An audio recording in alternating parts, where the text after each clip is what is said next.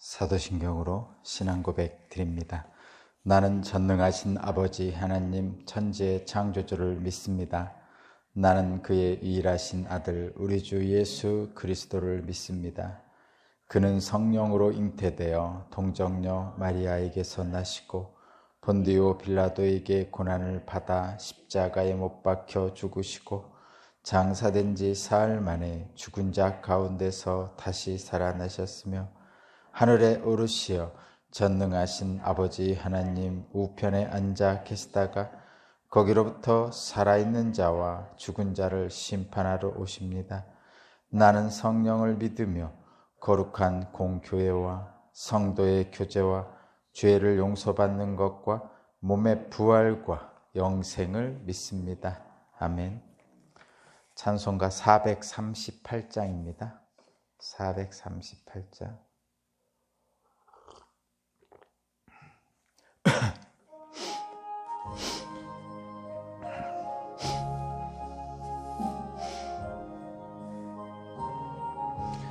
내 영혼이 은총 입어 중한 죄짐 벗고 보니 슬픔 많은 이 세상도 천국으로 화하도다. 할렐루야 찬양하세. 내 모든 죄 사함받고 주 예수와 동행하니 그 어디나 하늘나라. 주의 얼굴 뵙기 전에 멀리 뵈던 하늘나라. 내 마음속에 이루어지니 날로 날로 가깝도다. 할렐루야 찬양하세. 내 모든 죄 사함받고 주 예수와 동행하니 그 어디나 하늘나라. 높은 산이 거친 들이 초막이나 궁궐이나 내 주 예수 모신 곳이 그 어디나 하늘나라. 할렐루야 찬양하세. 내 모든 죄 사함받고 주 예수와 동행하니 그 어디나 하늘나라. 아멘. 아멘. 오늘 주신 하나님 말씀은 출애굽기 22장 1절에서 15절입니다. 출애굽기 22장 1절에서 15절 말씀을 제가 봉독하겠습니다. 어떤 사람이 소나 양을 도둑질하여 그것을 잡거나 팔면 그는 소 한 마리에는 소 5마리로 양 한 마리에는 양 4마리로 갚아야 한다. 밤에 도둑이 몰래 들어온 것을 알고서 그를 때려서 죽였을 경우에는 죽인 사람에게는 살인죄가 없다. 그러나 해가 뜬 다음에 이런 일이 생기면 그에게 살인죄가 있다. 훔친 것은 반드시 물어내야 한다. 그가 가진 것이 아무것도 없으면 자기 몸을 종으로 팔아서라도 훔친 것을 물어내야 한다. 그가 도둑질한 짐승이 소든지 낙이든지 양이든지 아직 산채로 그의 손에 있으면 그는 그것을 두갑절로 물어줘야 한다. 어떤 사람이 밭이나 포도원에서 집짐승을 풀어놓아서 풀을 뜯게 하다가 이 집짐승이 남의 밭의 농작물을 모두 뜯어먹었으면 그는 자기 밭에 가장 좋은 소출과 자기 포도원에 가장 좋은 소출로 그것을 물어주어야 한다. 불이 나서 가시덤불로 옮겨 붙어서 남의 낫갈이나 거두지 않은 곡식이나 밭을 태웠으면 불을 놓은 사람은 그것을 반드시 물어주어야 한다. 어떤 사람이 그 이웃에게 돈이나 물품을 보관하여 달라고 맡겼는데 그 맡은 집에 도둑이 들었을 때 그 도둑이 잡히면 도둑이 그것을 갑절로 물어내야 한다. 그러나 도둑이 잡히지 않으면 그는 집주인이 하나님 앞으로 나가서 그 이웃의 물건에 손을 댔는지 안 댔는지를 판결받아야 한다. 소든지 낙이든지 양이든지 의복이든지 그 밖에 어떤 분실물이든지 그것을 서로 자기 것이라고 주장하는 사건이 생기면 양쪽 다 하나님 앞으로 나아가야 하며 하나님께 유죄 판결을 받은 사람은 그 상대방에게 갑절로 물어주어야 한다. 어떤 사람이 그 이들에게 낙이든지 소든지 양이든지 그 밖에 어떤 집짐승이든지 무엇이든지 지켜달라고 맡겼는데 그것이 죽거나 다치거나 아무도 모르게 없어졌으면 그것을 맡은 사람이 이웃의 짐승을 가로채지 않았음을 주 앞에서 맹세함으로써 둘의 옳고 그름을 가려야 한다. 이 경우에 그 임자가 맹세를 받아들이면 그는 물어내지 않아도 된다. 그러나 도둑 맞은 것이 확실하면 그는 그 임자에게 도둑 맞은 것을 물어주어야 한다. 그것이 맹수에게 찢겨서 죽었으면 그 증거물을 가져다 주어야 하는데 이 경우에 그는 그 찢겨 죽은 것을 물어주지 않아도 된다. 어떤 사람이 그 이들에게서 짐승을 빌려왔는데 그것이 다치거나 죽을 때에 그 임자가 그 자리에 함께 있지 않으면 그는 반드시 물어주어야 한다. 그러나 그 임자가 그 자리에 함께 있었으면 그는 그 짐승을 물어주지 않아도 된다. 그 짐승이 세를 낸 것이면 그 쇳돈을 계산하여 주어야 한다. 아멘.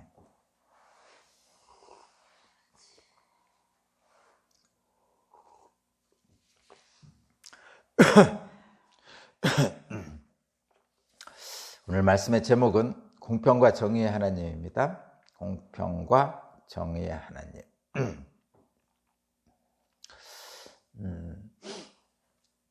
지금 이것은 율법이죠. 지금 시내산에서 율법을 백성들에게 전하는 거죠. 성경에서는 율법이라고 그러지만 일반적으로는 법이라고 그렇게 합니다.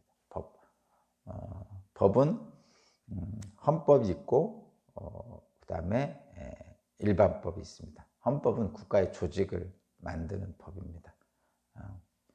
국가 권력이 어떻게 되어 있고 우리가 얘기하는 입법부, 행정부, 사법부 이런 국가 조직에 대한 법이고요.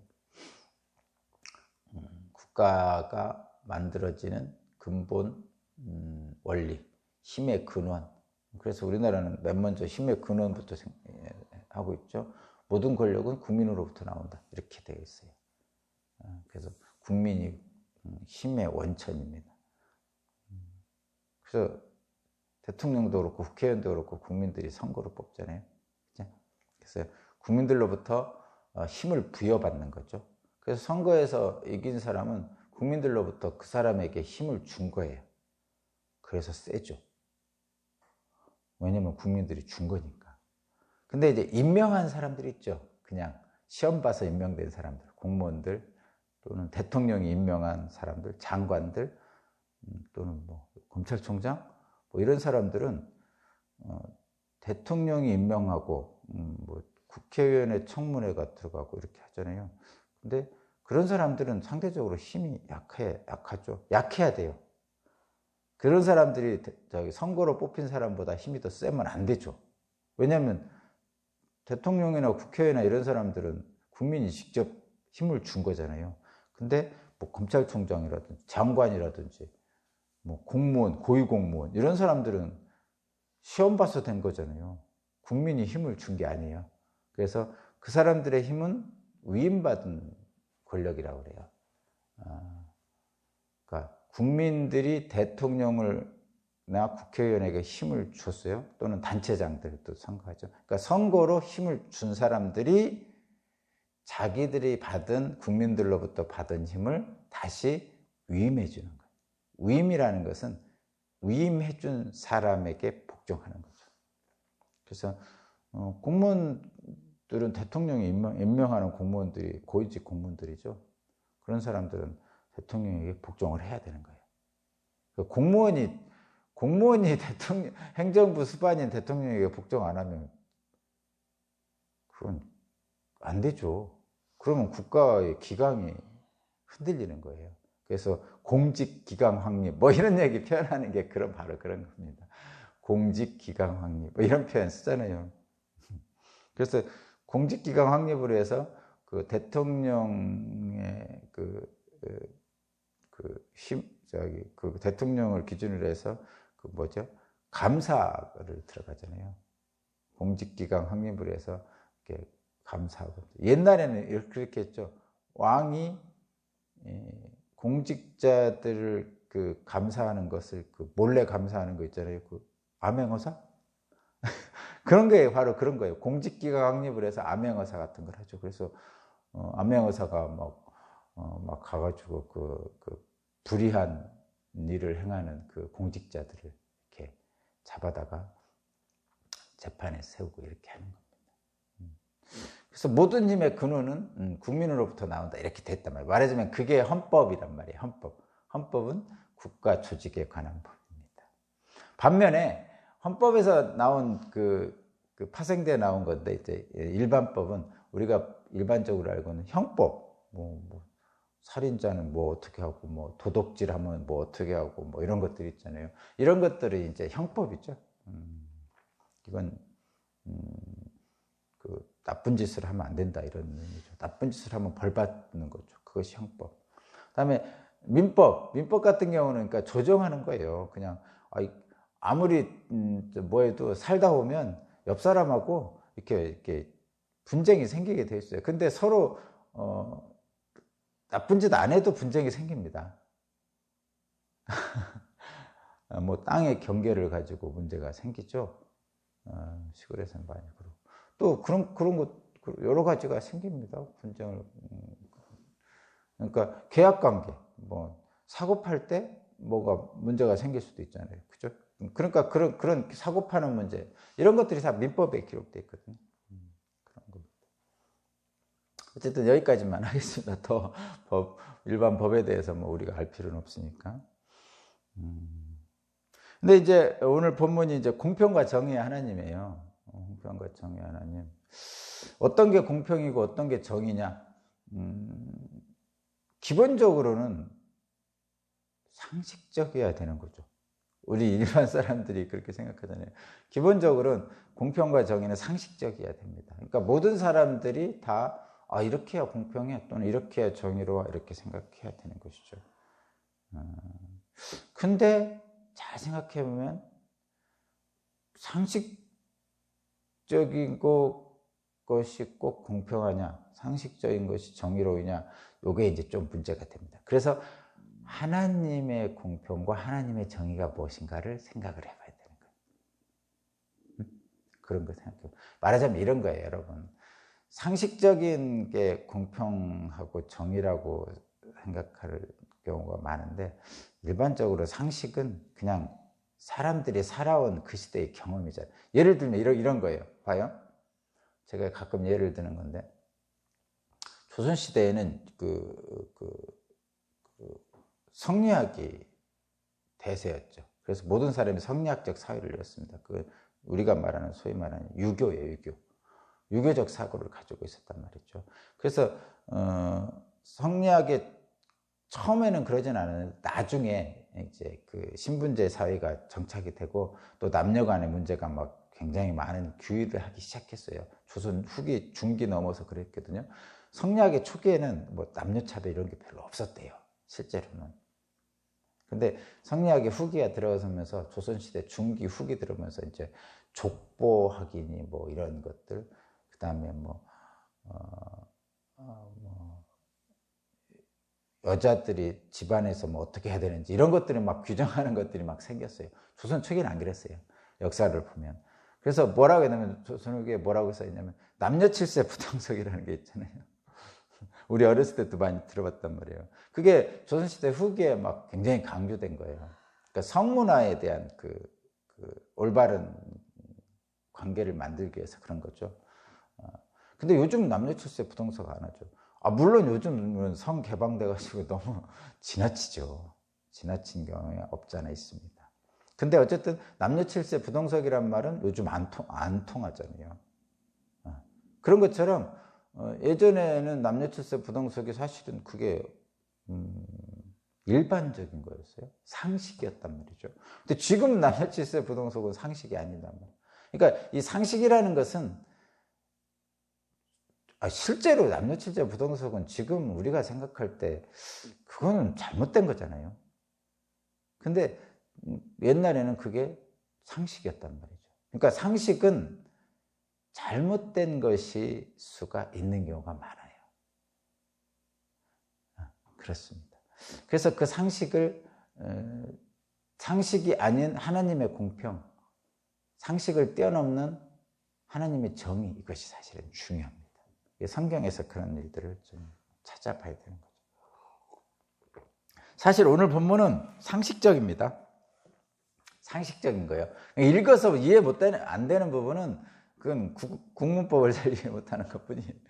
진짜 상식적인 얘기입니다. 그리고 이 상식적인 것들을 깊게 더 세분화되어 간 것이 오늘날의 형법과 민법입니다.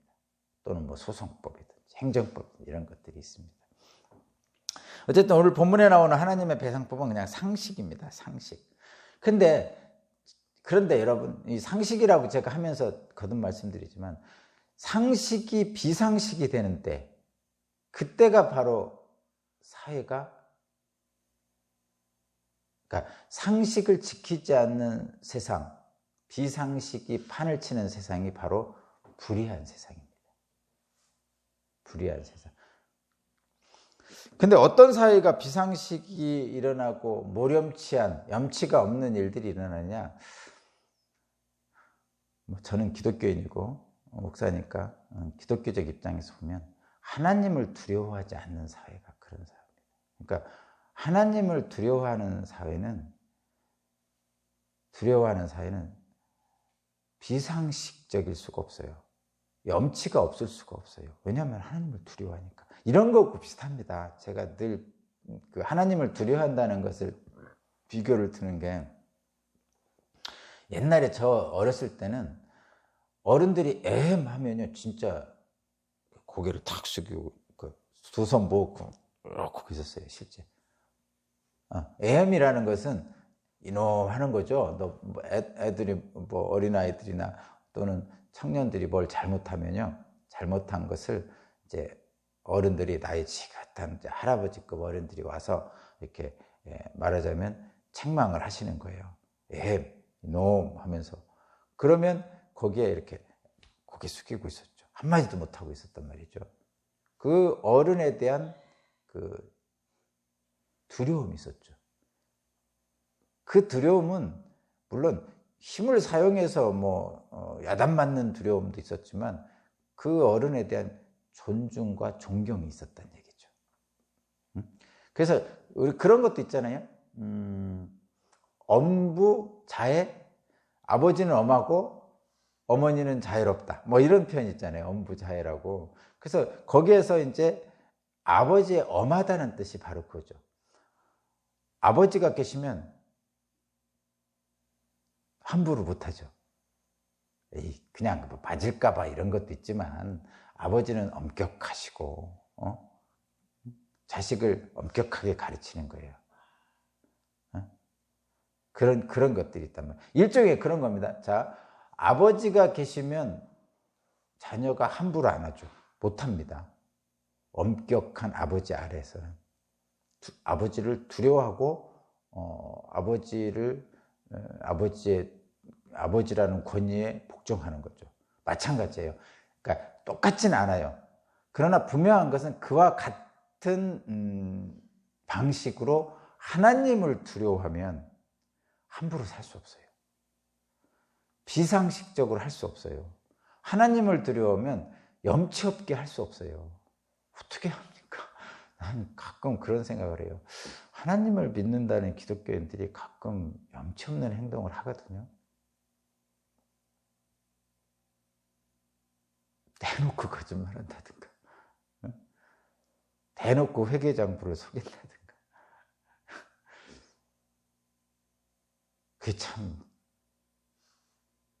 그게 이제 하나님을 실제로 두려워하면 이렇게 생각하겠죠. 이 정도는 하나님이 용서해 주실 거야. 진짜 하나님을 믿는다면 그렇게 생각할 수도 있고요. 이런 경우는 괜찮아. 이렇게 자기가 생각할 수도 있고, 아니면 실제로 하나님을 두려워하지 않거나, 하나님을 두려워하지 않는다는 것은 안 믿는다는 거죠. 단적인 거 그렇죠. 아버지가 집에 계신데 아버지를 사람 취급 안 하는 거죠. 그게 안 믿는 거잖아요. 두려워하지 않는 거는. 하나님을 두려워하지 않고 하나님이 안 계시다고 생각하면 아버지는 있는데 아버지가 두렵지 않고 아버지를 없는 취급하면 안 믿는 거죠. 그런 경우는 뭐 염치 없는 행동을 막 할 수도 있죠. 비상식적인 행동을 할 수 있죠. 근데 하나님을 두려워한다면, 하나님을 믿는다면 그렇게 할 수 없는 거죠. 하나님이 살아계시다면 어떻게 그런 일을 기독교인이 합니까? 근데 이게 무뎌지는 거예요. 실제로 처음에는 하나님을 믿었어요. 두려웠어요. 그리고 복 받고 싶어요. 하나님의 말씀대로 순종해야 복 받는다고 그래요. 그래서 잘못하면, 순종 안 하면 하나님이 복을 안 주실 거야. 또는 책망하실 거야. 그럼 두려움이 있었죠. 근데 점점 시간이 지나면서 익숙해지고 매너리즘에 빠지고 형식만 지키고 실제는 행하지 않는 일들이 벌어지는 거죠. 사실은 신앙생활을 오래 하신 분들이 좀 그런 경향이 좀 있습니다. 그래서 초신자들은 하나님을 엄청 두려워합니다. 실제로 믿음이 처음 시작된 분들 엄청 시작되죠. 근데 나중에 뭐 10년, 20년, 30년 지나고 보면 하나님을 그렇게 생각보다 두려워하지 않습니다. 그래서 뭐라고 그러죠? 첫사랑을 회복하라 할 때 그 첫사랑 회복이 바로 그것이죠. 처음 하나님을 두려워했을 때, 하나님의 은혜에 감격했을 때를 회복하라는 뜻은 거기에 있는 것이죠. 근데 그렇다고 해서 그 사람들이 하나님을 안 믿느냐? 믿습니다. 근데 무감각해진 거죠. 그러니까 엘리 제사장의 두 아들처럼 늘 교회, 늘 제사장의 아들로서 늘 그 상황 속에 살아왔잖아요. 제단 앞에서 살았단 말이죠. 제단에서 살았단 말이죠. 그러다 보니까 이놈들이, 홉스와 비나스 이놈들이 그냥 그게 별거 아닌 거예요. 그 사람들한테. 근데 사람들은 어떻죠? 1년에 한 번씩 제단에 올라오잖아요. 엄청난 거죠. 1년에 한 번씩 제단에 제물을 드리면서 엄청난. 근데 이 엘리 제사장의 두 아들 홉스와 비나스는 날마다 제단에서 떼어놓는 거예요. 제단에서 떼어놓으면서 하나님을 두려워하는 것이 사라진 거죠. 무뎌진 거예요. 한마디로 무뎌진 거.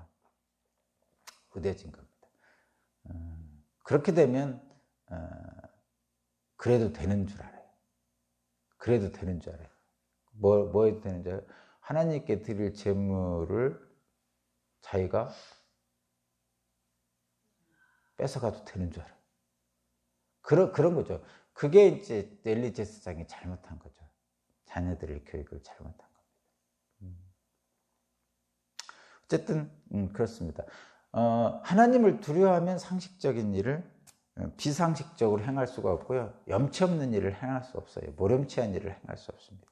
오늘 본문을 보면 그냥 여러분 읽어보면 다 압니다. 뭐 제가 이걸 설명할 이유는 없을 것 같아요. 그죠? 보면 뭐라고 했죠? 상대방에게 끼친 손해에 대해서는 책임져야 되죠. 뭐 당연한 얘기죠. 상대방에 끼친 책임에 대해서는 책임을 져야 됩니다. 근데 상식적이고 읽어보면 이런 거예요. 뭐 고의범과 과실범을 구별하고 있어요. 고의범은 상대방에게 고의적으로 손해를 줬잖아요. 그러면 상대방의 손해를 배상해 줘야 할 뿐만 아니라 원래는 동해보복이죠. 동해배상이에요. 똑같은 피해를 봤으면 똑같은 배상을 해주면 원래 됩니다. 근데 고의적으로 했단 말이에요. 그러면 거기에 책임을 더 세게 봅니다. 그거를 징벌이라고 그래요. 징벌. 징벌적 책임, 징벌적 배상을 세웁니다. 원래는 어떻게 하다가 과실범 같은 경우는 어떻게 하다가 남의 거를 피해를 줬어요. 그러면 그 피해 본만큼 보상해 주면 되는 거잖아요. 근데 고의적으로 막 피해를 줬어요. 일부러.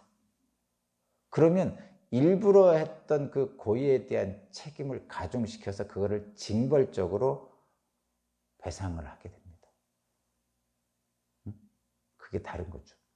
그래서 나쁜 거죠. 고의적으로 했다는 건 상식적으로 나쁜 놈이잖아요. 한마디로 욕먹을 치잖아요. 고의적으로 한 건. 남의 밭에 불을 뗀다든가, 불을 지른다든가, 남의 소를 고의적으로 해친다든가, 뭐 이런 것들은 뭐 당연히 나쁜 놈이죠. 그러니까 나쁜 놈이라는 이 표현 속에 징벌적인 배상을 할 수 있다는 그런 의미가 들어있는 거예요. 읽어보면 여러분 다 압니다. 뭐 세부적인 뭐가 왜 이거를 2배로 했어요, 왜 3배로 했어요, 4배로 했어요, 5배로 했어요, 이런 거는 생각할 필요 없습니다. 그 당시에는 그렇게 생각했던 거예요. 그렇죠? 지금 생각하고 다르다고 또 뭐라고 할 거 없어요. 그리고 또 이대로 또 지금 할 필요는 없어요. 2배, 3배, 4배 뭐 이런 거. 지금은 더 세분화되고 더 확실합니다. 그런 거예요. 여기도 뭐 집에 침입한 자, 밤인지 낮인지 또 구분하고 뭐 이런 상황에 따라 여러분 읽어보면 그냥 상식적으로 다 이해됩니다. 혹시 이해 안 되는 거 있으면 저한테 물어보십시오. 뭐 거기 보면 맡은 자의 책임, 누군가에게 물건이나 가축을 맡았어요. 그럼 그에 대한 책임도 아주 상식적으로 기록되어 있고요. 또 빌렸을 때 물건이나 뭐를 다른 사람 걸 빌렸을 때 어떻게 책임질 것이냐. 그것을 빌렸는데 어떻게 하다 잃어버렸어. 또는 도둑놈이 훔쳐갔어. 뭐 이럴 때 어떻게 할 것이냐. 뭐 거기 뭐 굉장히 어떻게 보면 합리적인 판단을 하고 있습니다. 합리적인 판단. 그러니까 상식적인 판단을 하고 있어요.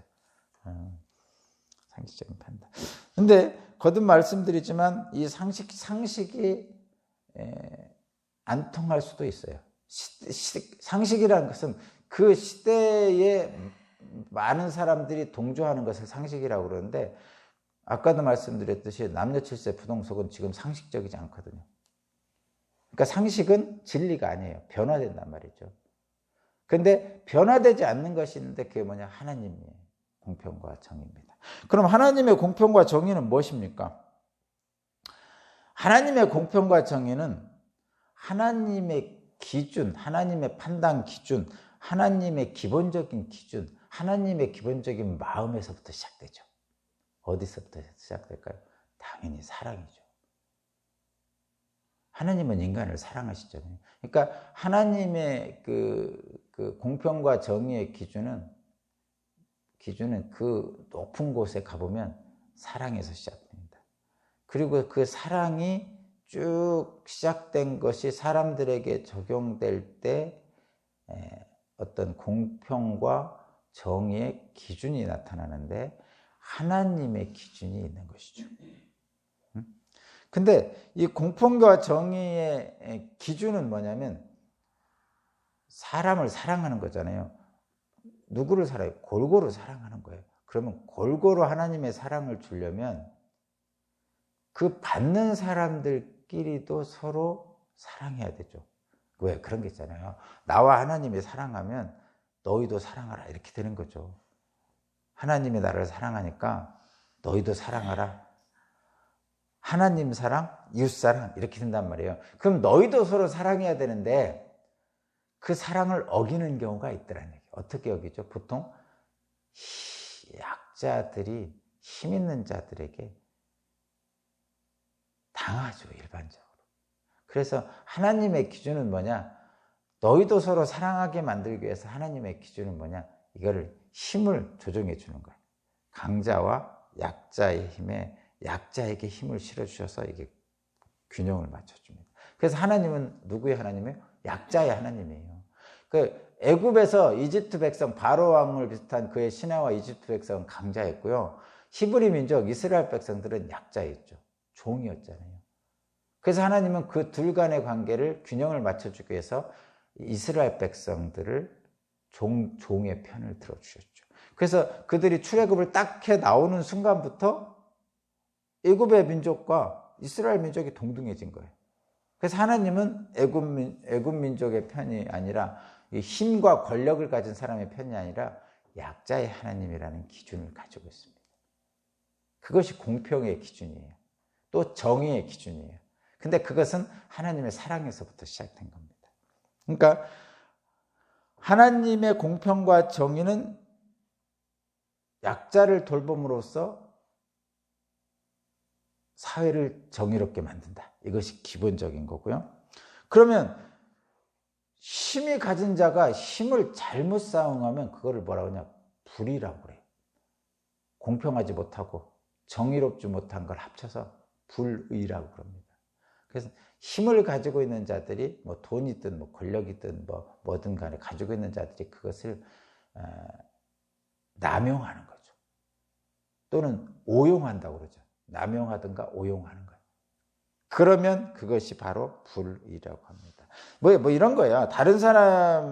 하나님께 다른 사람에게 주신 것들 있잖아요. 다른 사람의 생명, 다른 사람의 재산, 다른 사람의 권리, 다른 사람의 자유, 다른 사람에게 주어진 열매, 이런 것들을 자신의 힘을 사용해서 뺏을 때 하나님은 그것을 책망하시죠. 그게 힘의 남용이에요. 오용이고. 그러면 그거를 불의라고 그러고 하나님은 이러한 불의를 미워하시죠. 싫어하신단 말이에요. 정의가 깨지고 공평이 깨질 때를 불의한 사회라고 합니다. 근데 그게 깨질 때가 언제냐? 힘을 사용해서 남의 것을 뺏으려고 할 때 나타난다. 이런 얘기입니다. 공평과 정의가 깨진 사회는 약한 자, 가난한 자, 소외된 자를 돌보지 않는 사회를 공평과 정의가 깨진 불의한 사회라고 합니다. 그러니까 성경에서 불의한 사회라고 표현할 때 그런 거예요. 가난한 자, 소외된 자, 취약한 자, 약한 자들이 고통받고 있는 거예요. 그래서 이스라엘 백성이 이집트에서 종살이 할 때 그 사회는 불의한 사회인 거죠. 그리고 그 사회가 바로 지금 세상의 모습이라 해서 그 세상으로 대표되는 이집트에서 하나님은 고통받는 이스라엘 백성들을 건져내신 거죠. 가나안 땅으로 이끄시는. 지금도 마찬가지예요. 지금도 이 세상이 불의한 세상이라고 표현할 때는, 성경에서 이 세상을 불의한 세상으로 표현할 때는 그런 일들이 벌어지는 거죠. 애굽에서 이집트 바로왕과 종인 히브리 민족이 고통받는 것, 이런 상황을 불의한 세상이라고 합니다. 그럴 때 세상은 공평과 정의가 깨어진 사회다, 이렇게 표현합니다. 그럼 어떻게 해야 됩니까? 어떻게 회복할 수 있습니까? 거듭 말씀드리지만 마을에서 마을의 질서와 공평과 정의가 회복되려면 마을 어른을 공경하고 두려워해야 돼요. 가정에서 질서가 유지되고 공평과 정의가 이루어지고 형제 간에 다투지 않기 위해서는 아버지의 권위가 있어야 돼요. 물론 어머니의 자애도 필요하죠. 그렇다면 이 세상이 불의한 이 세상, 공평과 정의가 깨진 이 세상, 뭘로 세울 것이냐? 법으로 세울 수 있을 것 같죠? 법 못 세웁니다. 사람들의 마음이 법을 교묘하게 이용해요.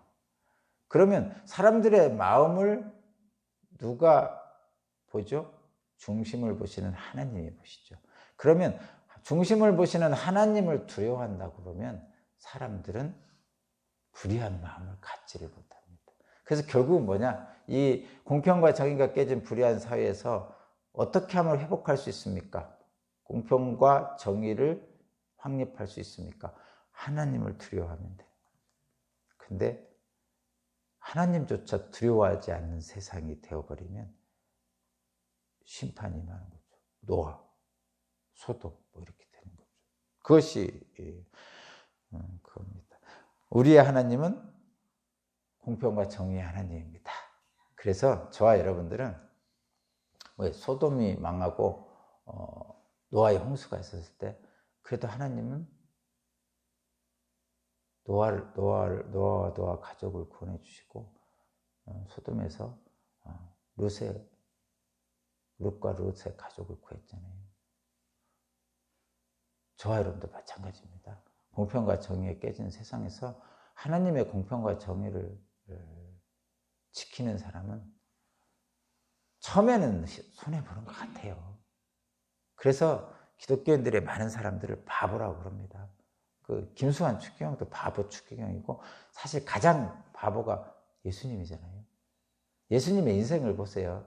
그런 바보도 없습니다, 실제로. 그러나 분명한 것은 하나님의 가장 높은 곳으로 올려주시는 거죠. 그래서 현실에서 꼭 바보처럼 사는 것이 잘못 사는 것 같지만 왜 바보처럼 사냐 이렇게 하지만 사실은 예수님을 닮아 바보처럼 사는 것이 잘못 사는 게 아닙니다. 잘못 사는 게 아니에요, 정말로. 그것을 성경에서는 말씀하고 있거든요. 공평과 정의가 깨진 이 사회에서 저와 여러분들 하나님을 두려워하며 우리 주님을 따라 당당하게 담대하게 사는 저와 여러분 되길 바랍니다. 기도드립니다. 하나님 감사합니다. 이 세상의 모든 것을 아시고 우리의 삶을 세심하게 돌보시는 하나님, 공평과 정의가 살아있는 나라를, 살아있는 세상을 만드시고자 원하시는 하나님, 우리의 사정을 다 헤아리시는 하나님, 우리의 마음, 우리의 중심을 보시는 하나님, 비록 세상은 그렇지 않을지라도 우리는 하나님을 두려워하며 하나님께서 세우시는 공평과 정의 아래로 나아가기를 원합니다. 우리에게 담대한 용기를 주시고 당당하게 나아가 살 수 있도록 성령님 함께하여 주옵소서. 감사드리며 예수 그리스도 이름으로 기도합니다.